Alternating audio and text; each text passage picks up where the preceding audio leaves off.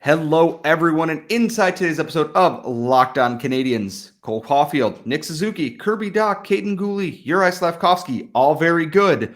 The rest of the veterans on the Montreal Canadiens, not as much. Laura and I have your 3 up and 3 down, and the game recap from Montreal's wild night against Vegas on Saturday. All that and more inside today's show.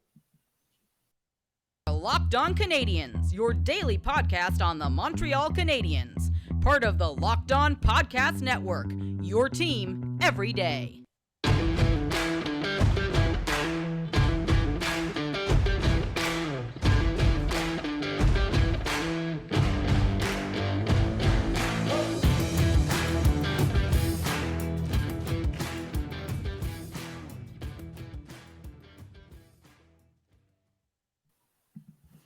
Hello, everyone, and welcome to episode 720 of Locked On Canadiens.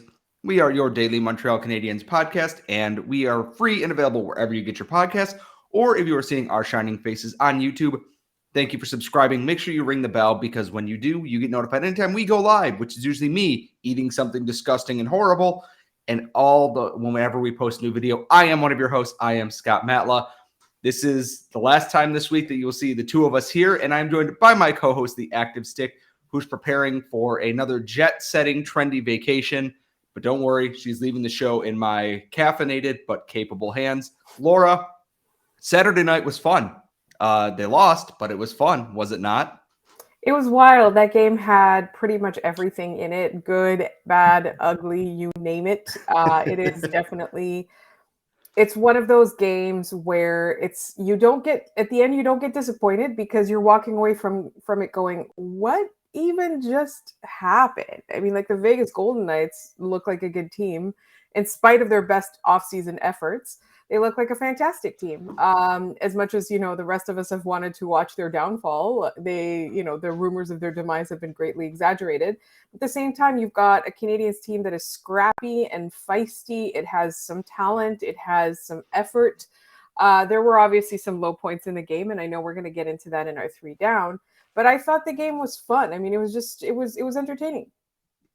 The thing about this is the Canadiens came out and played extremely well. Maybe unlucky to not score to start the game. And then they have one bad turnover. And then, what happens is all of a sudden Vegas is in the lead. What are you going to do about that? Vegas has the potential to be that quick strike kind of response team. And they had the depth to do that. And the Canadiens came back, played well, got back into the game. Vegas gets back into it, and it's 2-2. And then just everything goes off the rails. I got up to pour myself a drink and continue watching the game, and Vegas scored 3 times in 4.5 minutes. And it's like, well, that's the end of the night. That's it. The game is over. We're done here. It was fun while it lasted, but that, it's kind of wasting a really strong performance from Jake Allen, despite what the goals against say.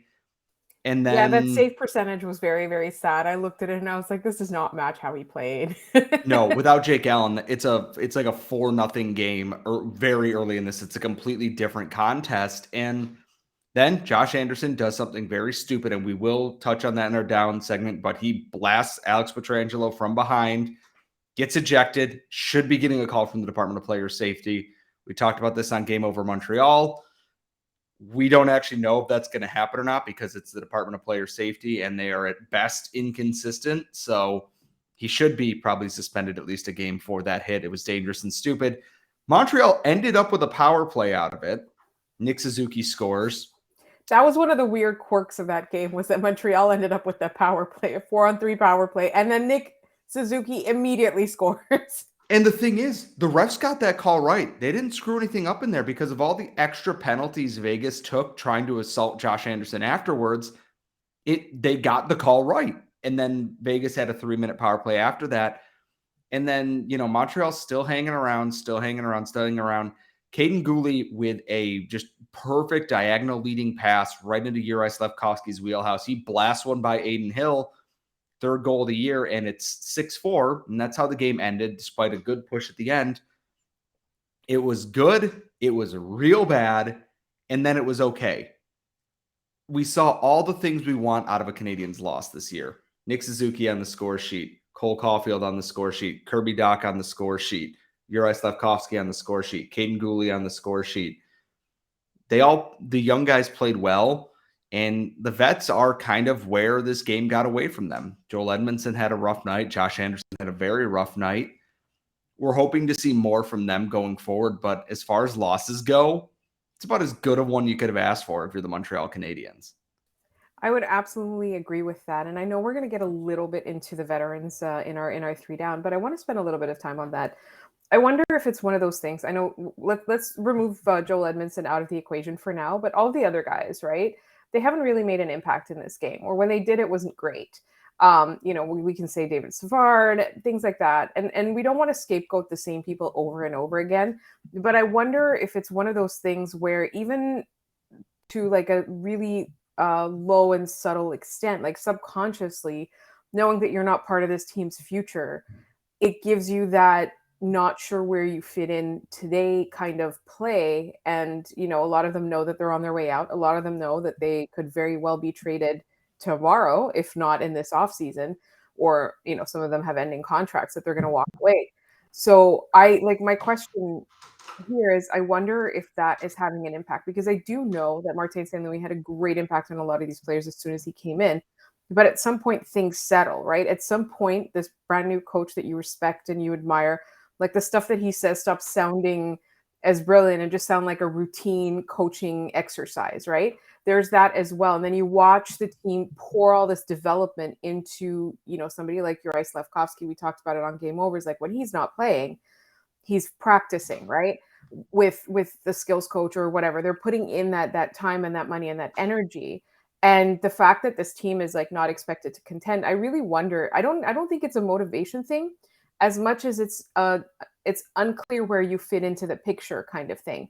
And so they're trying to do what they're used to doing, or they're trying to do what the coach, what they think the coach wants to do. The rest of us are all focusing on how great Kirby Dach looks on that line, right? So I don't necessarily fault them that much, because I know that there's been some criticism being like, oh, play better so that you can get traded to somewhere you want to be. I agree with that to some extent. And again, we're going to get a little bit more into the Josh Anderson and the Joel Edmundson a little bit later. But I do wonder if it's time for, another leadership conversation in this room, or another, heart to heart with your coach or something like that. Like, because it does seem not like they're losing motivation, but they just kind of like aren't sure how to be the most effective. I think there's some frustration for the way things have gone, and it's understandable because Josh Anderson and Joel Edmundson were part of that Stanley Cup team. They've tasted, from, the spring of, winning and everything there. And this might be frustrating, and that's understandable. And a lot of it might just be, last year was bad, and there's just so much pent up frustration with that. I'm not worried about, guys, going rogue or anything like that with this. I just think it's hey, it's going to work out. The plan is in place. Let's trust this process through here. And they don't want to do that, then okay, then we have another conversation. But speaking of Josh Anderson and Joel Edmundson, we do have to go into the 3 downs for this past week, and we're going to get into that coming up in just one moment. But first, did you know that over the holidays, property crimes like burglary and package theft spike nationally? That's why our friends at Simply Safe Home Security are offering 50% off their award-winning security system so that you and your family can feel more safe and secure this holiday season. And all you have to do, and you can order your Simply Safe system for half off today and enjoy advanced security and greater peace of mind this holiday season. There's nothing worse than ordering a big bunch of stuff for Christmas or birthdays, whatever it might be, having it sent to your house. Then you come home, find the packages are gone. You look on the footage, someone, came by and swiped those. Simply Safe is there to make sure that this doesn't happen to you. They were named the best home security system of 2022 by U.S. News and World Report for a 3rd year in a row. And in any emergency, 24/7 professional monitoring agents use Fast Protect technology exclusively from Simply Safe to capture critical evidence and verify that the threat is real so you can get a priority response to your home. They have everything you need for whole home security as well. Sensors for every room, window, door, cameras inside and out, anything that you might want. So don't miss your chance to save big on the only security system we recommend here at Locked On Canadiens. Get 50% off any new Simply Safe system at simplysafe.com/LockedOnNHL. This is their biggest discount of the year, so don't wait. And remember, that's simplysafe.com/LockedOnNHL. and there's no safe like Simply Safe. We are back. We are Locked On Canadiens, and we want to preface this down segment with a content warning for some of the things that are going to be discussed here, and that we're breaking it up into two things. We're going to go very quickly from talking about what the Canadiens' downs this week were into what is, quite frankly, a heinous bit of work from the Boston Bruins that began, I believe it was Thursday or Friday. Days are hazy here. For the Canadiens down this week, we've already talked a little bit about it. Joel Edmundson is trying to do a little bit too much right now. He just came back from injury. He's trying, but maybe they can lessen his minutes a little bit. Let the kids play right now. It's not working well. And Josh Anderson, you're going to get suspended. That hits dumb. There's no reason for it. I get you want to spark the team. You want to send a message because you're known for playing physically. And you have some of that leftover, salt in the wound from that Vegas series a few years ago, but you can't shove a dude face first into the boards. And if he gets more than a game, I'm going to be shocked. I wouldn't be shocked if he gets anything. But for two guys who are supposed to be leaders on this team, and most of it is actually the Vegas game that I'm looking at here, is that's not how you lead a team here. Leading by example is a true thing. It's great that Dach, Suzuki, and Caufield and all these guys are playing well. You've still got to, keep your head on straight in games like this, or you're going to put your team in more trouble. Yeah, I'm just going to really quickly agree with you there so that we can move on to the other thing. But that's the thing with Joel Edmundson, is that he looked good in his first game back, but he's clearly being given too much, or he's trying to do too much, because like you said in Game Over yesterday, he's doing the anticipation all right. The reads are all right. The execution is missing. And usually execution is missing when you're tired, when you're rusty. We said that a lot about Justin Barron. Like, he came back and his execution is lacking, and so he's in the AHL right now. You're not sending Joel Edmundson to the AHL. You want him to get back to the effectiveness that he had and the versatility that he had. Right, when he first joined this team, we had nothing. We didn't know what to expect, but he was versatile. So I believe that it's in there somewhere. I just think that, whether it's playing fewer minutes or playing easier assignments, maybe a little bit more sheltered, I don't know, but I think that the answer is in Joel Edmundson. And again, like, the down is not, it's not to like crap on him or anything. It's just that's what we noticed trended downwards this past week. And as for Josh Anderson, I'm very disappointed. This is the disappointed dad face. He should not have done that. Like, at the end of the day, like, it's exactly like you said. You get that he's trying to spark, but you have to be careful. If you can see the guy's numbers the whole way through, even if he turned or whatever, like, you knew exactly what you were going to do when you were heading in that direction at that speed. And that's the thing that you have, that speed and that, like, that explosiveness when you hit the target. Your target cannot be a dude. And that's essentially, your target can be the boards. Your target can be getting the puck into the net. It cannot be some guy. So, and it's not just some guy, it's Alex Pietrangelo. So I think that he's going to get a call. I think that he is going to get a suspension. But as we mentioned multiple times, the NHL wheel of justice, thanks down goes Brown.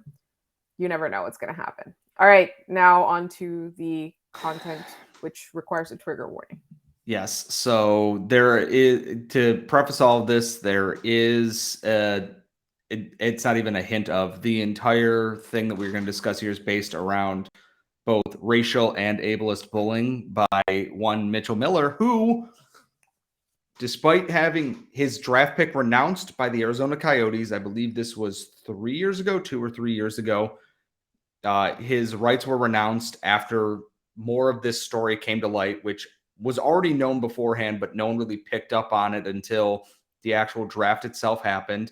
He was kicked off the North Dakota men's hockey team, went back to the USHL, where he played overage seasons in a league meant for teenagers, one player of the year and all this. No one had even attempted to sign him.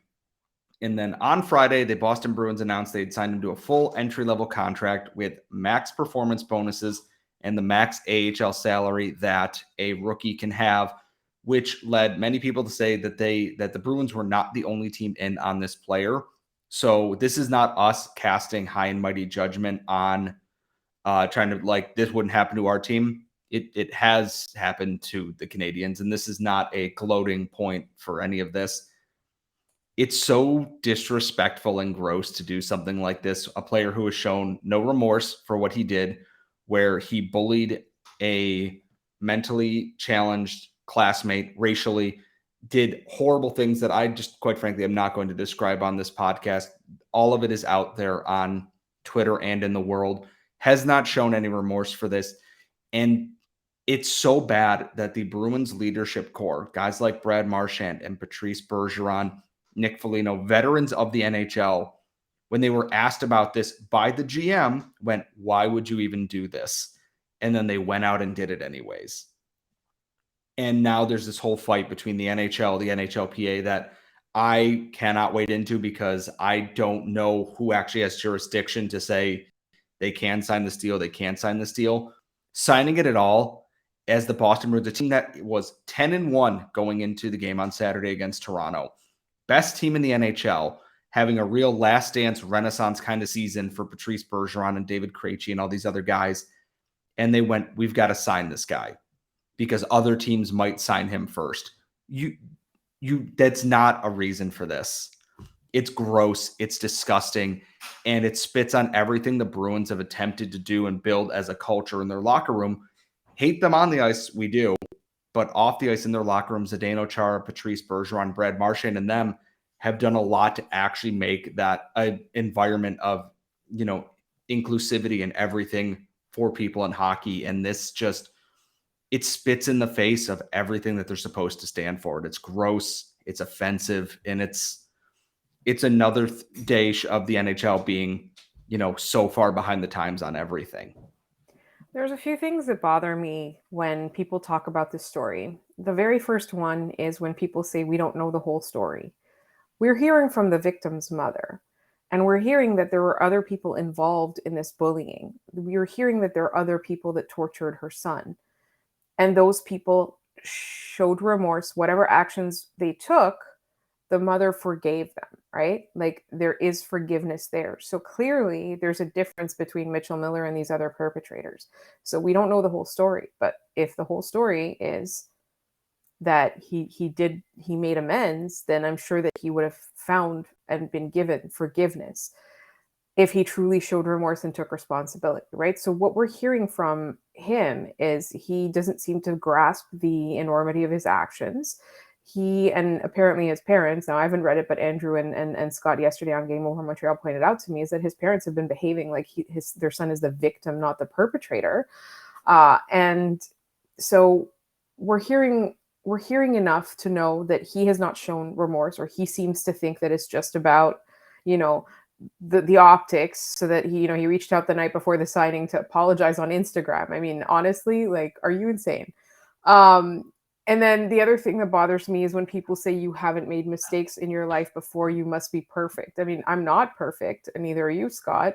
We were 14 once, but we didn't racially abuse or bully or be ableist or, for a sustained amount of time over and over again, to the point where we had victims that still have nightmares about us to this day. Like, that's not a mistake. That is action. That is concrete, racist, ableist bullying. Like, it just blows my mind that people are like, oh, you must be perfect. Oh, you don't deserve a second chance. Listen, we all make mistakes. Like I said yesterday, I used to go smoking with my friends at 14 behind the gym when I was in high school. Like, that is a stupid thing to do.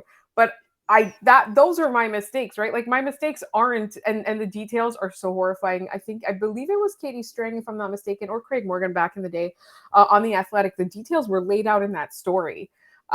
And it's a lot. It's a lot, and it is like heartbreaking. Reading that made me angry. It made me sad. It broke my heart. And just like, you have to think about the victim in these cases. And the Boston Bruins just kind of flew in the face of all of that. Like, if he had done, if there had been concrete action, if, let's say, the victim and the mother said that, you know what, like, he's shown the remorse, we have forgiven him, we're able to move on, or even if they weren't able to forgive, like, if the victim was in kind of a place where this wouldn't continue to torture him to this day, like, I think it would be very different. But in this case, like, no responsibility has been taken, no action seems to have been taken. And like, at least in the case, people are like comparing it to the Montreal Canadiens and Logan Mailloux, like, which again, I'm not 100% sold on any of that, but at least the Canadiens have come forward and said, these are the courses that he took. This is the counseling that he's doing. This is what we've done. This is what we expect of him. Like with the Boston Bruins, they're just kind of like, and then they trotted out Patrice Bergeron to put essentially to this is a terrible word for it, but whitewash this whole thing is to kind of like, make it look, to dress it up. And yeah, it was so clear that he was uncomfortable, and it makes me so upset that like this was even a thing. And my whole thing with this, before we just move on to our next segment, is, we talk a lot about second chances. People deserve second chances. Yes. His second chance was not going to prison for what he did because he was a juvenile. And being able to play hockey is just such a luxury for so many people, and one that he doesn't deserve for what he did. When you have hockey players who are notoriously willing to let a lot of things slide or going, what are you doing? It should be setting off every red flag you have available. And I'm sure this is not over yet. This is going to continue to go in because he is currently suspended by the NHL and the AHL, who will not honor his contract. It's going to continue to be ugly, and we will have an update on that as the week goes on. We are going to make a hard right turn here just because that is how our Monday episodes go. We have to get into our 3 up of the week, and those are all coming up next. We are back. It is the final segment of Locked On Canadiens on this. Well, it is Monday when you were listening to this. It is Sunday when we were recording this. Go Bills. And this might be one of the easiest weeks I think we've ever had for ups, because they all play on the same line together. Can I just read something out for you? Real quick. This is happening as we were talking. So our friend Mike O'Brien, Habs Laughs on Twitter, said, we're going to need a nickname for the Caufield Suzuki Dach line. And Steve Bonus on Twitter replied with the Tick Dock Toe line. Which I thought mine was funny. What was yours? The LOL line. Huh? The LOL line, because Vegas traded Suzuki, LOL. Philadelphia drafted Cam York, LOL. It admittedly very stupid and kind of crap posty of me, but like, that is the up part of this week, if we're being very honest. That top line of Nick Suzuki, Cole Caufield, and Kirby Dach. If this is a family-friendly podcast, so I will censor myself. It effing rules, and it rules so hard that teams basically passed or gave up on these players for whatever reason.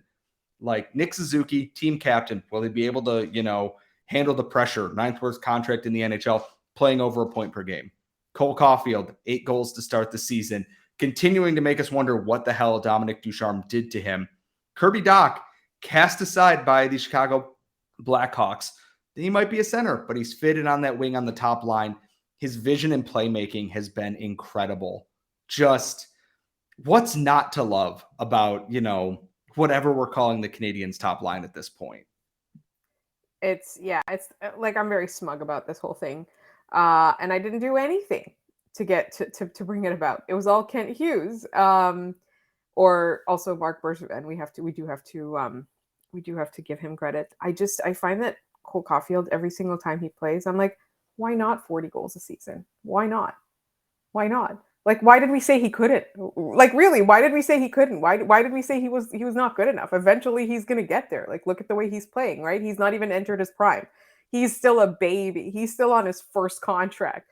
So I look at that, and then I look at Nick Suzuki, and I think, he's figuring it out, because as we've talked about before, like, some seasons he was really good on the defensive center. Some seasons he's bringing out the offense. Like, he's still being relied upon to play some really tough minutes, but he's still doing all the things he needs to do. I find that, like, he has this nonchalant way of just being brilliant and being ruthless. Like, that like killer instinct in him is something that I cannot get over. As for Kirby Dach, I mean, we expected him to be pretty good, right? Like, if the Canadiens wanted him. We did know that his situation in Chicago was not ideal. And now I'm looking at him and I'm like, wow, like, they finally found the thing that works. How many times have we talked in the past about who's going to play on that line? It's like, oh, well, this guy's here for now until they figure it out. This guy's here for now until they figure it out. It looks like they figured it out. Yes. I'm looking at the stats right now, and shocking to nobody, Nick Suzuki leads the team with 15 points in 12 games, 8 goals, 7 assists. Cole Caufield, second on the team, 14 points, 8 goals, 6 assists. Kirby Dach, 2 goals, 8 assists, 10 points, third on the team. And then Sean Monahan with 6 points, Kaiden Guhle with 5 points, which is cool. Kaiden Guhle has 5 points and is leading the rookies on this team. Love to see that. That's fine. That's what you want. This whole season has been predicated on we want these young guys to play well. And Arbor Jackeye, growing pains, but is still playing well. Kaiden Guhle playing well. His setup for and we haven't even talked about Slafkovsky's goal, which is, kind of on us. Kaiden Guhle's pass to Juraj Slafkovsky was phenomenal because he jumps in the play, carries the puck deep, and then he fires a high-risk, high-percentage pass over to Juraj Slafkovsky to just blast home. That's what I want. If you're going to lose, go down swinging, and that's how you do that. And that's what we want to see from both those players. We know Kaiden Guhle can be an offensive threat, and we know Juraj Slafkovsky has a big shot here. I do still kind of want to see Slafkovsky get a shot on the top line, but I'm also not willing to separate Kirby Dach from Caufield and Suzuki at this point. And that's okay. It's going to balance out. I do think maybe someone like Sean Monahan and Brendan Gallagher on a line with Slafkovsky will be fun, because here's the thing is if Josh Anderson's getting suspended, which he should be, that is our official stance on this podcast, is he should sit a game or two at minimum for what he did. Slafkovsky should get that opportunity because Mike Hoffman also left that game banged up. Evgeny Dodonov is who knows, and Rem Pitlick hasn't exactly covered himself in glory, and Michael Pezzetta is not a top 6 forward. He's fun. He's not a top 6 forward. He's very fun. We love Michael Pezzetta on this podcast, but give Slafkovsky that chance. Yes. Let him play with Sean Monahan. Let him play with Christian Dvorak, and just let it rip. Let them go wild. Have a good time with it, because even if you lose, it's about developing those prospects forward. I also think that maybe Dodonov might be on Robidas Island at this point. Well, he's only on regular IR, so he's eligible to return on Tuesday against Detroit. Who knows? What happens going forward with that? And, well, if things do happen with Evgeny Dodonov or Mike Hoffman or whomever else, I will have you covered this week. My wonderful co-host is taking a well-deserved vacation, so you are stuck with me for this week. Laura will be back next weekend on Sunday. I may or may not be at a table or through a table at a Bills game. I don't know quite yet. However, make sure Monday the 14th will be my episode, essentially. Yes. So please make sure you're subscribed wherever you get your podcasts. You can follow us on Twitter at @LO_Canadians, lockedoncanadians@gmail.com if you want to send any podcast mailbag questions for later on in the week. I will be getting to our leftover questions when I record tomorrow night. And as always, follow Laura at The Active Stick on Twitter. Follow myself at Scott Matla on Twitter. I just make gifts. Stop yelling at me. And when you're done checking us out, please check out Locked On Sports Today. And just like us, you can find them wherever you get your podcasts and on YouTube. Thank you so much for listening, everyone. And we will see you all next time.